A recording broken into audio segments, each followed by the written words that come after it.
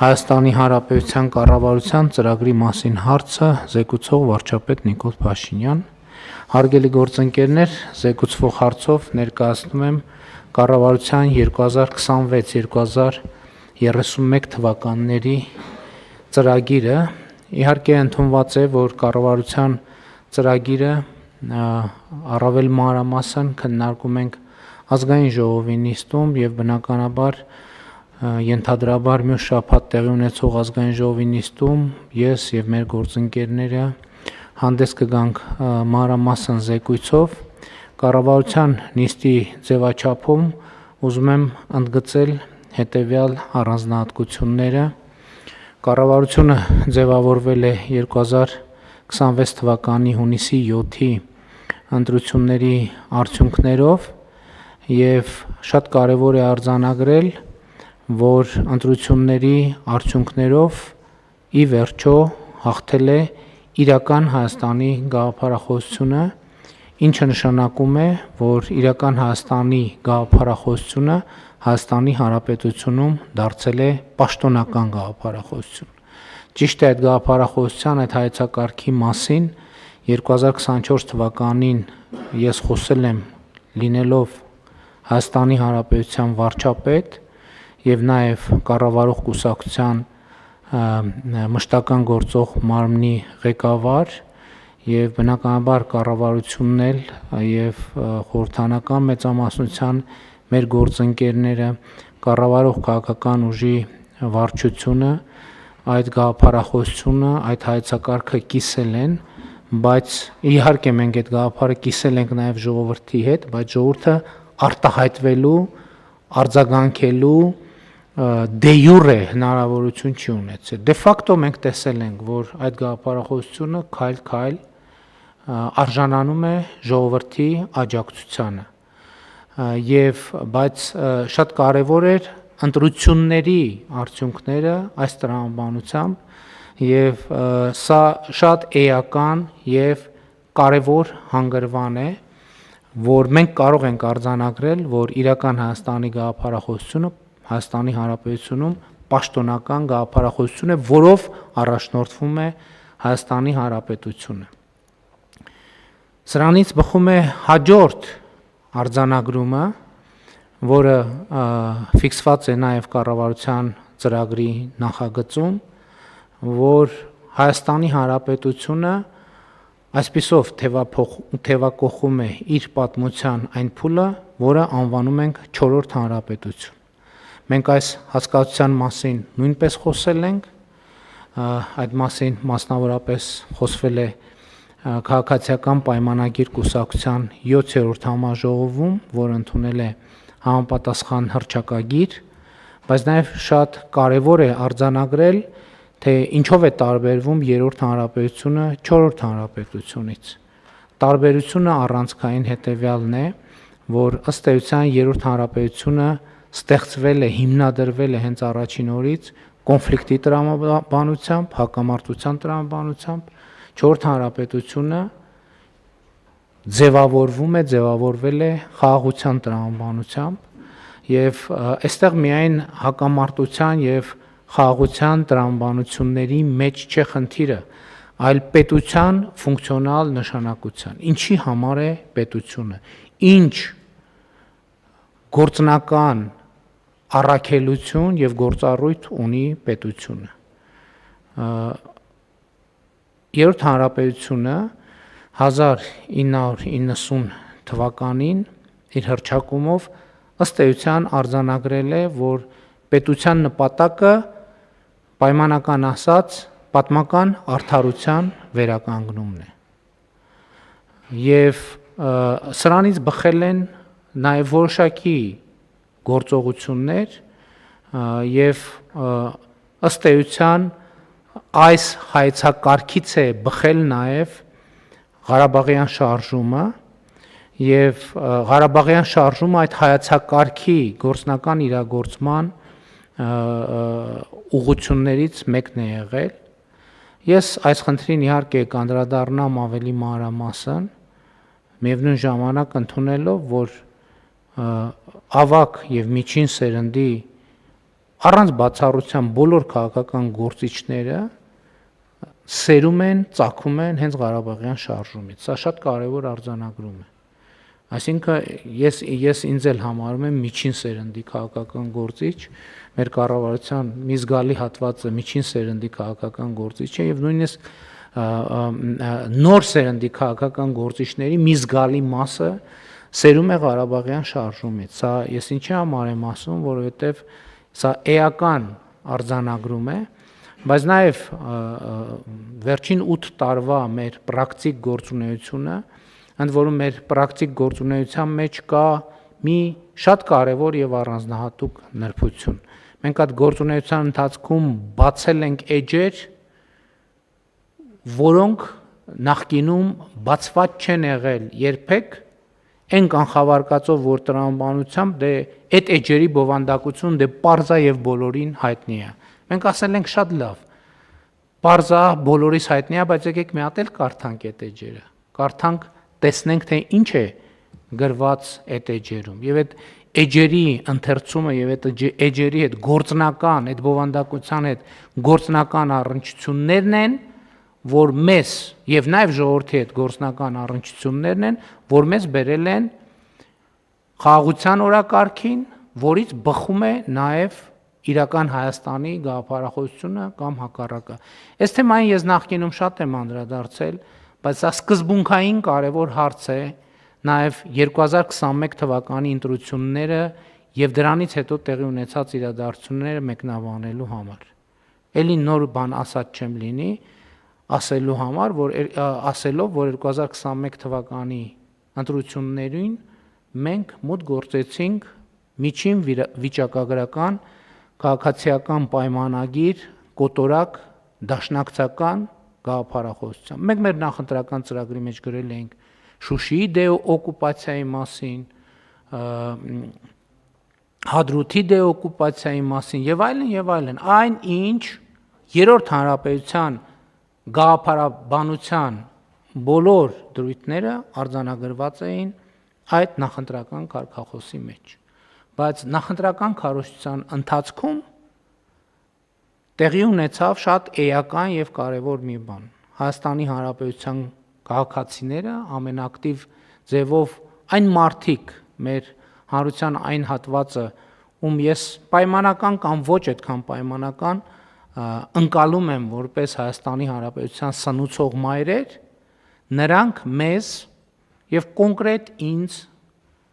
ըստ էության պարտադրել են վերանայել այդ ամբողջ գաղափարաբանությունը եւ այդ հայացքը եւ այդ հայեցակարգը։ Իհարկե դա տեղի չի ունեցել մի օրում եւ մի անգամից, սա շատ կարեւոր է, որովհետեւ 2021 թվականի օգոստոսին ազգային ժողովում ներկայացնելով կառավարության ծրագիրը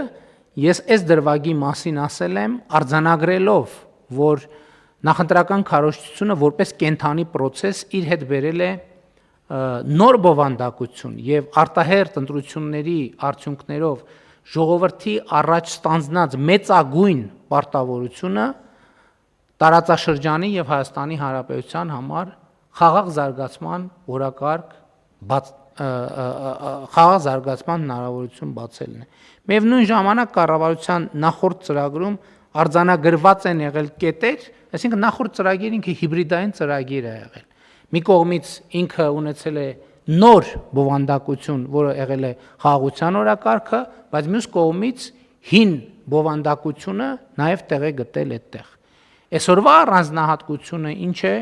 որ կառավարության ծրագիրը ամբողջությամբ հիմնված է իրական Հայաստանի գաղափարախոսության եւ 4-րդ հանրապետության տեսլականի վրա, եւ սա է այն առանցքային գաղափարաբանական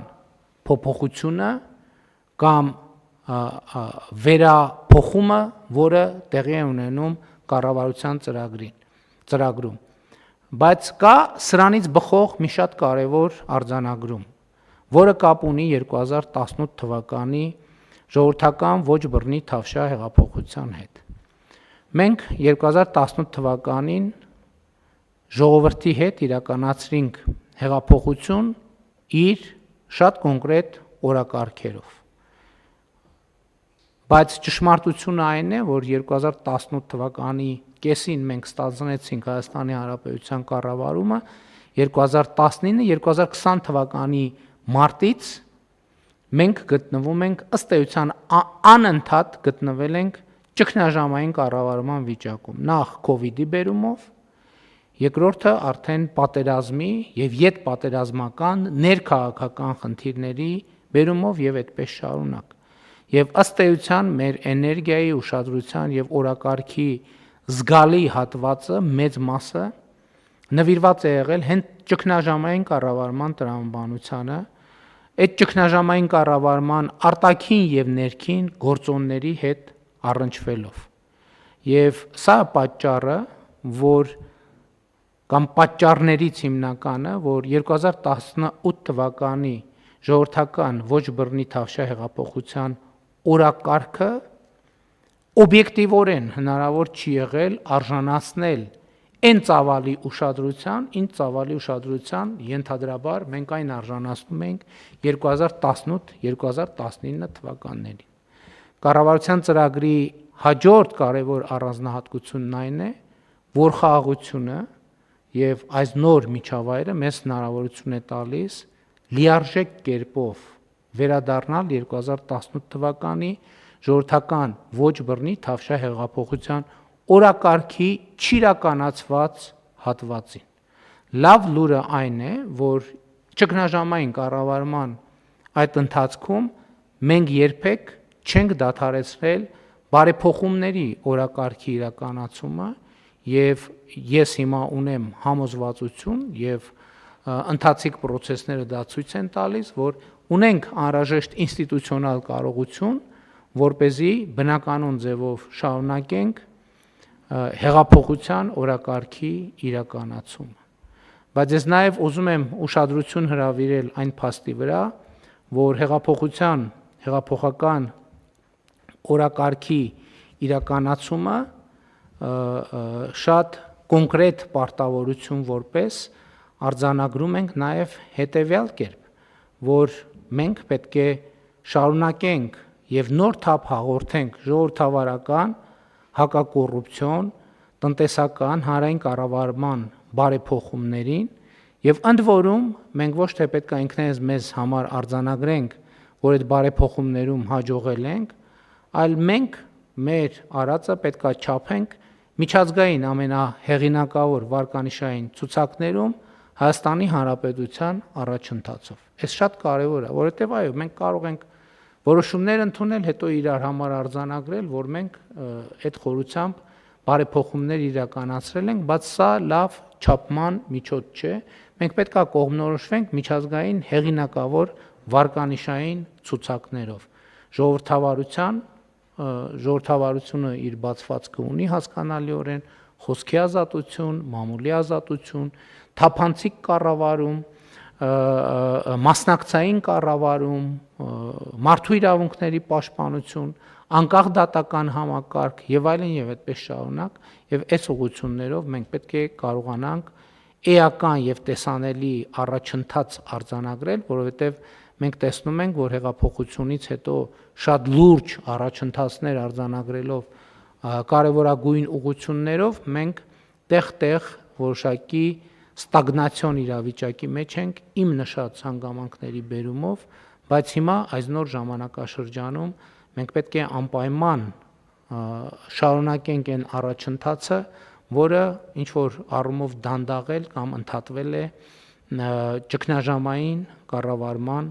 բերումով։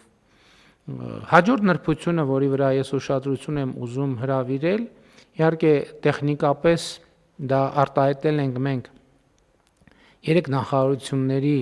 անվանման եւ գործառույթների փոփոխության մասին են նախագծով, որը ինչքան հասկացա այսօր էլ դեռ ազգային ժողովում գոնե միջև այս պահը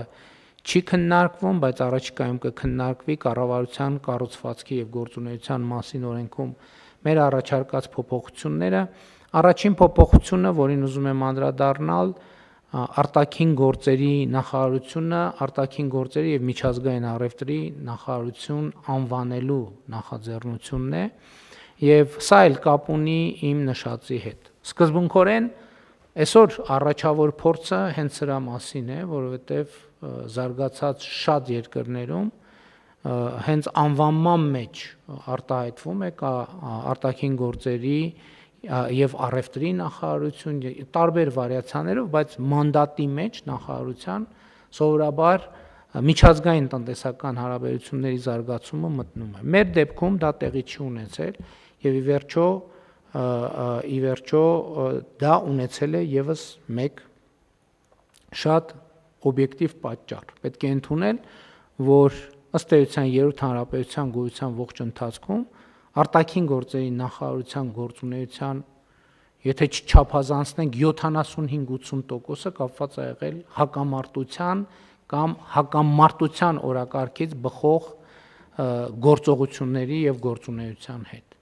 Հիմա եւ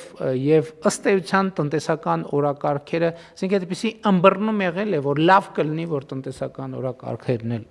սպասարկենք մենք արտաքին հարաբերություններում, բայց դա այդքան էլ չի ստացվել, այդ թվում իմ նշած օբյեկտիվ պատճառով։ Հիմա մենք այս գործունեության այս ուղղությունը պետք է շատ ակտիվացնենք, մանավանդ որ լավ է մենք դեսպանատների բավականին լավ ցանց ունենք, իհարկե մեր օրակարգերին զուգահեռ այդ ցանցերը մենք զարգացնում ենք եւ կզարգացնենք, բայց տնտեսական գործունեությունը, միջազգային տնտեսական կապերը պետք է լինեն մեր դեսպանատների եւ ընդհանրապես մեր դիվանագիտական ծառայության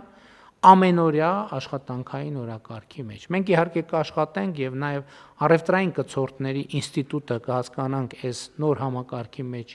որտեղ ենք տեղադրում եւ ինչ տրամաբանությամբ եւ ինչ մանդատով, բայց ընդհանուր առմամբ կարծում եմ սա կարևոր հայեցակարգային փոփոխություն է, որի մասին խոսելու առիթներ նախկինում ունեցել ենք եւ առաջիկայում էլ կունենանք։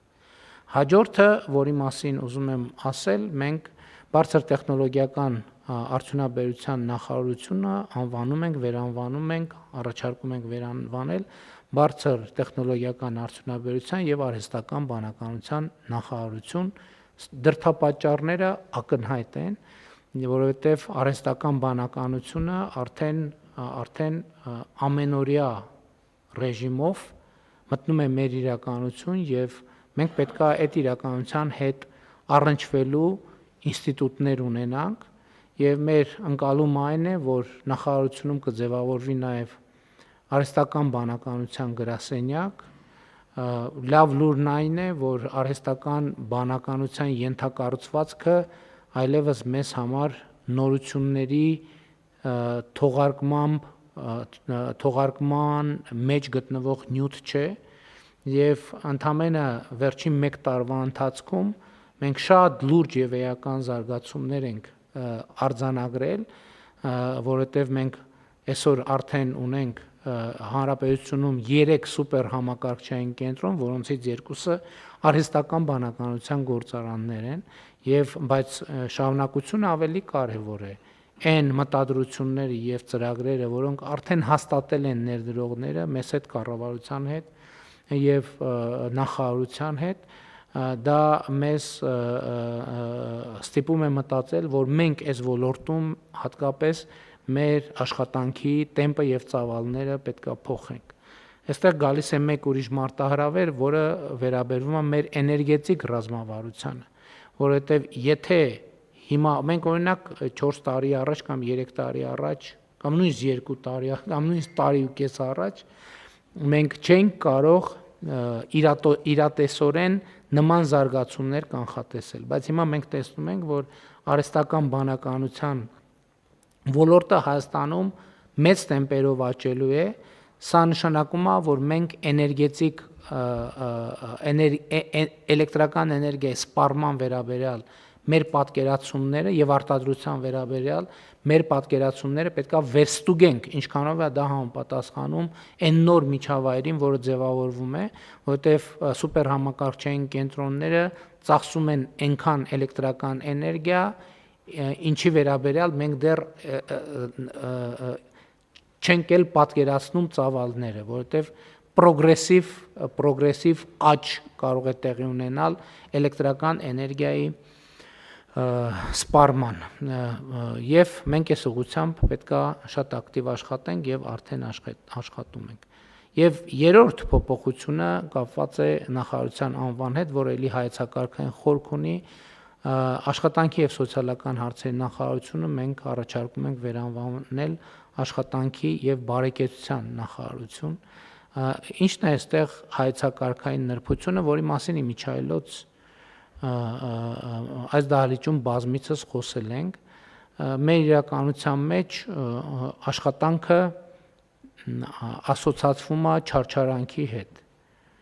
եւ այստեղից տրամաբանորեն բխում է, որ երբ որ աշխատանք ոնց շարունակենք այդ նախադասությունը եւ սոցիալական պաշտպանություն։ Այստեղ մի քիչ կարծում եմ խորհրդային տրամաբանություն էլ կա, որտեղ տրամաբանությունը հետեւյալն է, որ մարդը պետք է աշխատի, բայց իր սոցիալական հարցերը, իր հարցերը, բարեկեցության հարցերը պետք է լուծի պետությունը։ Այսինքն մարդը պետք է աշխատի որպես իր պարտականություն, բայց բարեկեցության հարցերը պետք է լուծի պետությունը պետք է տա բնակարան, պետությունը պետք է տա հանգստյան տան ուղեգիր եւ այլ ավտոմեքենա եւ ամեն ինչ։ Էլի մենք խոսել ենք, մենք կարծում ենք, որ մենք աշխատանքը պետք է անցալենք որպես բարեկեցության գործիք եւ ընդհակառակը Հայաստանի Հանրապետությունում բարեկեցություն հասկացությունը եւ բարեկեցություն հասնելու մոդելը պետք է լինի հետեւյալը. կրթություն, աշխատանք, մասնագիտական կարողությունների զարգացում, առողջ ապրելակերպ, աշխատանքային վաստակ։ Այսինքն բարեկեցությունը մենք այս շրջանակում ենք պատկերացնում եւ մեզ համար շատ կարեւոր է այս ընկալումը լինի, որ աշխատանքը բարեկեցության հասնելու գործիք է։ Որն է այդ ճանապարհին պետության անելիք։ Պետության անելիքը, եթե հենց այս տրամաբանության մեջ նայենք, մարդուն օգնելը, որ աշխատանքի շուկայում ինքը լինի հնարավորինս ավելի մրցունակ եւ այստեղ իհարկե բազային համակարգը կրթության համակարգն է, նախադպրոցական կրթությունից սկսած, բայց շատ կարեւոր է, որ մենք աշխատանքը եւ կրթությունը ընկալենք որպես ցկյանս գործընթաց։ Առավել եւս արհեստական բանականության զարգացման տրամաբանությամբ համաշխարհային նոր պրոբլեմայի հայտ գալիս։ Դա աշխատատեղերի կրճատումն է, որովհետեւ արհեստական բանականությունը ըստ էության անում է տասնյակ, հարյուրավոր, երբեմն հազարավոր մարդկանց գործ։ Եվ մասնավոր հատվածը մասնավորապես ոչ մի կասկած չկա, որ ծախսերի կրճատման տրամաբանությամբ գնալու է այս ուղղությամբ։ Ինչպես ենք մենք այս մարտահրավերի հետ առնչվելու։ Սա շատ կարևոր աշխատանք է, որը մենք պետք է անենք, հասկանալու համար, թե նախ այնտեղ, որտեղ մենք արհեստական բանականության զարգացման եւ կիրառման ձևերը կարող ենք կարգավորել, մենք պետք է կարգավորենք այնպես, որ ոչ թե արհեստական բանականությունը փոխարինի մարդուն, այլ արհեստական բանականությունը օգնի, որպեսզի մարդը ավելի արդյունավետ աշխատի։ Այսինքն մենք չպետք է, ամենայն դեպս մենք պետք է ջանք գործադրենք մեր մասով, որպեսզի արհեստական բանականությունը մարդուն կյանքից դուրս չթողի։ Եվ սա լրջագույն մարտահրավեր է եւ այս առումով մենք շատ լուրջ անելիք ունենք։ Իհարկե առանց գլոբալ գիտելիքի հետ հաղորդակցվելու մենք դա չենք կարող անել, եկեք չփորձենք բարձրանալ ինքներս մեզ գերագնահատել, որ մենք առանձին վերցրած Հայաստանի Հանրապետությունում այդ հարցը կարող ենք լուծել, բայց Հայաստանի Հանրապետությունում կան առանձնահատկություններ, որոնք մենք մեր կարգավորումներով կարող ենք մեր ազդեցությունը ունենալ, իհարկե նաև աշխարհի պրոցեսներին համընթաց շարժվելով։ Եվ մեր գաղափարաբանության մեջ ի վերջո այս ամենը ամփոփվում է հետևյալ մի բանաձևով, որը հնչում է հետևյալ կերպ. պետությունը պետք է ուժեղացնի մարդուն, մարդը պետք է ուժեղացնի պետությանը։ Սա արտահայտվում է մարդուն ուժեղացնելով կրթությամբ, աշխատանքի շուկայում եւ կյանքում ինքը իր բարեկեցությունը վաստակելու ճանապարհին Եվ երբ որ մարդը ինքը իր բարեկեցությունը վաստակում է, ակնհայտ է, որ ինքը դրանով արդեն ուժեղացնում է պետությունը, որովհետև այդ բարեկեցությունը նշանակում է աշխատանք, այդ բարեկեցությունը նշանակում է վճարված հարկեր եւ այլն եւ այսպես շարունակ սրանից բխող դրամաբանության։ Իհարկե կրթության մասին խոսեցի եւ ելի շատ ենք խոսել կրթության մասին եւ ելի ուզում եմ ընդգծել, որ կառավարության ծրագրում առանցքային է ընկալումը, որ կրթությունը մեզ համար ռազմավարությունների ռազմավարություն է։ Մեր ընկալումը հետեւյալն է, չկա որևէ բան, որ հնարավոր է անել ավելի լավ առանց կրթության։ Ուղղակի չկա այդպիսի բան, որտեղ ուզում է լինի, որ ոլորտում ուզում է լինի եւ ընդհակառակը պետական կառավարման համակարգում սա հատկապես կարևոր է։ Մենք ամեն օր պետք է առերեսվենք այս խնդրի հետ, որ մենք ամեն օր բոլորս մեր կրթությամբ պետք է զբաղվենք։ Եվ նաև մենք կատարողականի հիման վրա վարձատրության նոր համակարգը ներդնելիս եւ ներդրման մեջ մեր կարևոր մոտիվացիաներից մեկը այն է, որ մենք այնտեղ մեխանիզմներ ենք ստեղծում, որպեսզի պետական պաշտոնյաները կրթության այս անհրաժեշտությունը ոչ միայն գիտակցեն, այլև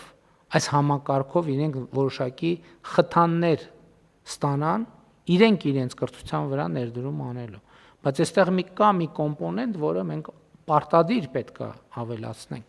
որովհետև եթե այդ կրթության լավ կատարողականը եւ կրթությամբ զբաղվելը պետք է նաեւ բերի որոշակի պայմանական ասած բոնուսներ, կրթությամբ չզբաղվելը պետական պաշտոնյայի համար պետք է բերի մալուսներ։ Այսինքն, եթե մենք տեսնում ենք, որ պաշտոնյան ինքը իր կրթությամբ չի զբաղվել, մենք չենք տեսնում, որ պաշտոնյան կրթությամբ իր կրթության ուղղությամբ ծախսեր է արել, հետեւյալ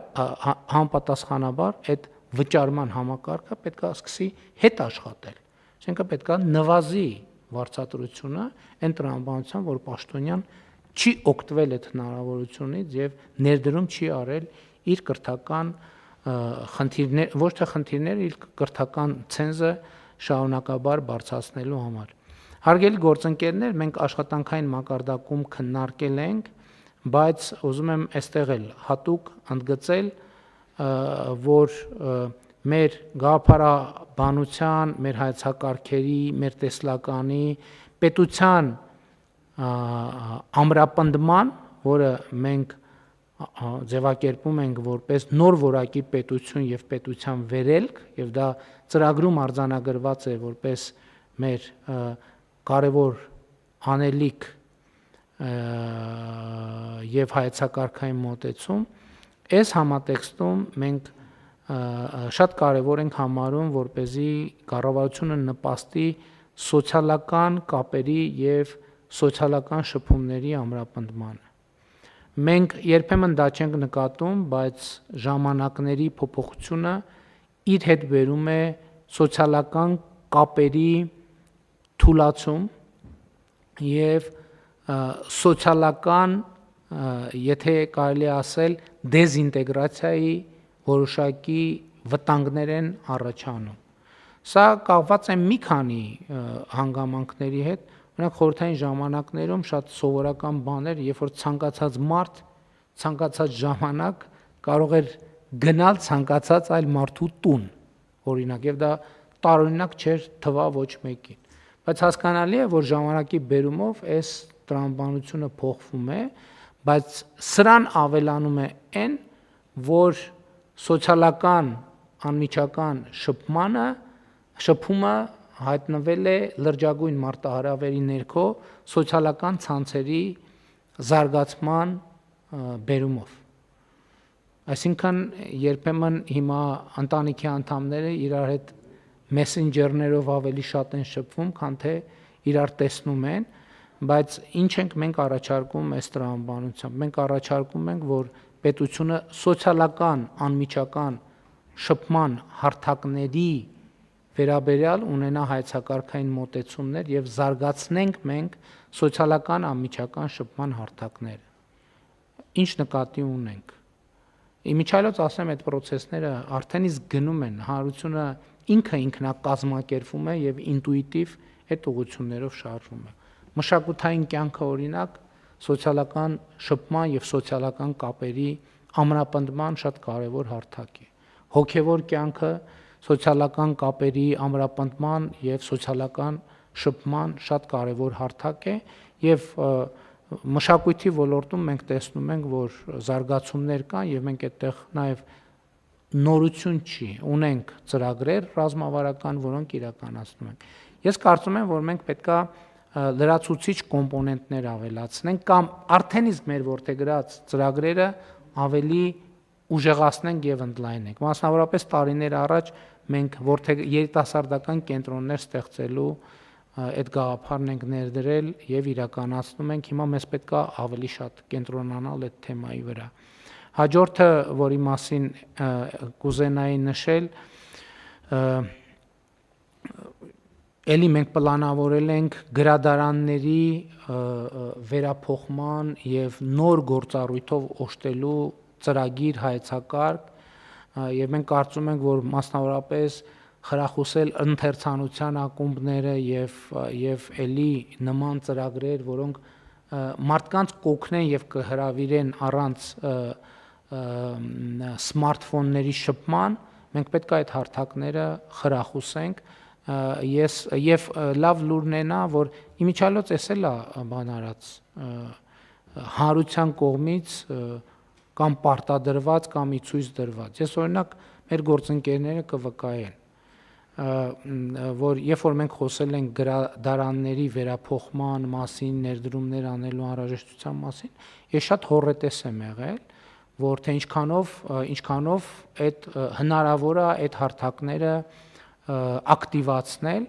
բայց շատ անսպասելի 1-2 տեղից ստացել եմ հրավերներ, որ մարդիկ հրավիրել են այցելել, տեսնել ոնց են ապրում իրենք, այսինքն գրադարաններ եւ այլն, եւ ես մեծ հաճույքով արձանագրել եմ, որ գրադարաններում կյանք կա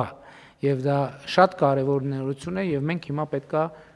նպաստենք այդ կյանքի հետագա զարգացմանը։ Հաջորդ խնդիրը լավ լուրը եւ նորությունը հետեւյալն է, որ մենք 300 դպրոց 500 մանկապարտեզ ծրագրով ստեղծել ենք բավականին բարձր որակի ֆիզիկական ենթակառուցվածք եւ մենք այդտեղ այդ ենթակառուցվածքների ճարտարապետական առանձնահատկությունների հետ առնչվելով հասկանում ենք, որ մենք խնդիր ունենք եւ ունենք հնարավորություն, որպեսզի դասապրոցեսներից դուրս այդ հարթակները ծառայեն համայնքներին, սոցիալական շփումների, սոցիալական կապերի եւ սոցիալական շփում ասելով մենք նաեւ կրթությունը նկատի ունենք, ոչ ֆորմալ կրթությունը ինքը նույնպես սոցիալական շփման հարթակ է եւ այստեղ էլ մենք մեր ընկալումները պետքա փոխենք, որ դպրոցները դասապրոցեսը ավարտվեց, դռները փակում են, գնում ենք տներով։ Ոչ այդ ենթակառուցվածքները մենք ստեղծել ենք, որպեսզի լիարժեք ծառայի համայնքին։ Հիմա օրինակ մենք շատ մանկապարտեզներում ունենք այնքան մակերեսներ, որոնք էականորեն ավելին են, քան անհրաժեշտ են հենց մանկապարտեզի բուն նախադպրոցական կրթության process-ը կազմակերպելու համար։ Դպրոցների դեպքում էլ կան այդպիսի իրադրություններ, բայց դպրոցների դեպքում նաև օրվա մի մասը առնվազն ազատ է։ Մենք պետքա այդ ընկալումն էլ փոխենք եւ համայնքը պետքա դպրոցներում ապրի։ Դպրոցները պետքա դառնան համայնքային կենտրոններ։ Այդ թվում մարզական ենթակառուցվածքները եւ այլն եւ այսպես շարունակ։ Այս ամեն ինչը ասում եմ, որ մենք այդ խնդիրը չանտեսենք եւ չթերագնահատենք։ Մենք պետք է ամեն ինչ անենք ինքներս մեզ սմարթֆոններից հանելու եւ իրական կյանքում մարդու հետ հանդիպելու հնարավորություններ ստեղծելու եւ զարգացնելու, իհարկե չակնկալելով որևէ մեկի ձեռքից իր սմարթֆոնը վերցնել կամ դրա օգտագործման հնարավորությունները սահմանափակել, չնայած գլոբալ process կա կապված անչափահասների հասանելիության հետ, այդ թվում սոցիալական ցանցերի, մենք ծրագրում դրանել ենք անդրադարձել եւ հետագայում ավելի մանրամասն կքննարկենք, թե ինչ պիտի անենք, եւ այս առումով չափազանց կարեւոր եմ համարում նախընտրական շրջանում երեխաներին տված մեր խոստման ճշգրիտ իրականացումը, իսկ այդ խոստումը նրա մասին էր, որ մենք առաջիկայում հանրապետությունում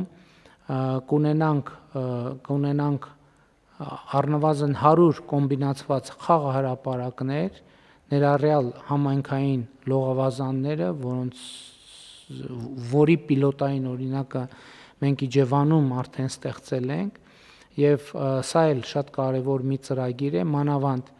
մանավանդ կրթահամալիրների մեր ծրագրի հետ պետք է մենք անպայման ինտեգրենք այս ծրագիրը, որպեսզի խաղահրապարակների ճիշտ ցանց ունենանք Հայաստանի Հանրապետությունում, որոնք դպրոցներում արդեն արկա խաղահրապարակների հետ ամբողջական ծածկույթ ապահովեն Հայաստանի Հանրապետությունում, որպեսզի երեխաներն էլ իրենց հերթին սմարթֆոնից դուրս գործողություններ իրականացնելու ժամանց ունենալու հնարավորություն ունենան, իհարկե սրան զուգահեռ նաև 100 արտադպրոցական հաստատությունը շատ կարևոր եմ համարում, խոսքը վերաբերում է մարզադպրոցներին, խոսքը վերաբերում է արվեստի դպրոցներին, խոսքը վերաբերում է երաժշտական դպրոցներին, այսինքն ֆիզիկական կյանքի առանց պայքարելու վիրտուալ կյանքի դեմ, որովհետև դա բացարձակապես անիմաստ գործ է, անհրաժեշտ է ֆիզիկական կյանքի հնարավորությունները եւ ենթակառուցվածքները մաքսիմալ ուժեղացնել, որովհետև իրականությունը այն է, որ վիրտուալ կյանքի զարգացումը մի ինչ որ կետից ֆիզիկական կյանքի նկատմամբ պահանջարկը եւ հետաքրքրությունը ավելի մեծացնում է եւ ելնելով այն կանխավարկածից, որ ազգային ժողովում մանրամասն քննարկում տեղի ունենալու, ուզում եմ ընդգծել առողջության ապահովագրության համակարգում մեր առաջիկա անելիքը, այդտեղ մենք խնդիր ունենք 2029 թվականի դրությամբ ամբողջ բնակչության հանրապետության ներառել առողջության ապահովագրության համակարգում։ Այդ ուրիշ հարց է ապահովագրության համար որ դեպքում ով կվճարի։ Բայց նաև կարևոր է, որ առողջապահության համընդհանուր ապահովագրությունը իրոք դառնա համընդհանուր եւ մենք հանրապետությունում չունենանք մարդ, ով դուրս է մնացել առողջության ապահովագրության համակարգից։ Հարգելի գործընկերներ, համառոտ սա էր, մանրամասն քննարկում կունենանք, բայց ես ուզում եմ իմ զեկույցը ավարտել ծրագրի նախագծի ամփոփում բաժնի պարզապես ընթերցումով եւ մեջբերումով, որը հետեւյալն է։ Այս ծրագրի հիման վրա կառավարությունը ընդունելու է իր գործունեության հնգամյա միջոցառումների ծրագիրը եւ իրագործելու է այն։ Ծրագրի իրականացման արդյունքում ակնկալվում է ունենալ նոր որակի պետություն եւ ապահովել պետության վերելքը։ Հայաստանի Հանրապետությունը այսպիսով թևակողում է իր պատմության այն փուլը, որը անվանում ենք 4-րդ հանրապետություն։ Այսքանը այսօր կշարունակենք քննարկումը ազգային ժողովում եւ իհարկե հիմա էլ կշարունակենք, եթե ունենաք հարցեր եւ դիտարկումներ։ Խնդրեմ։ Չկան հարցեր եւ դիտարկումներ, ելի ուզում եմ կառավարության անդամներին եւ մյուս գործընկերներին շնորհակալություն հայտնել ծրագրի նախագծի վրա կատարված աշխատանքի համար։ Զավեշտը այն է, որ ես արձանագրում եմ, որ առաջին անգամ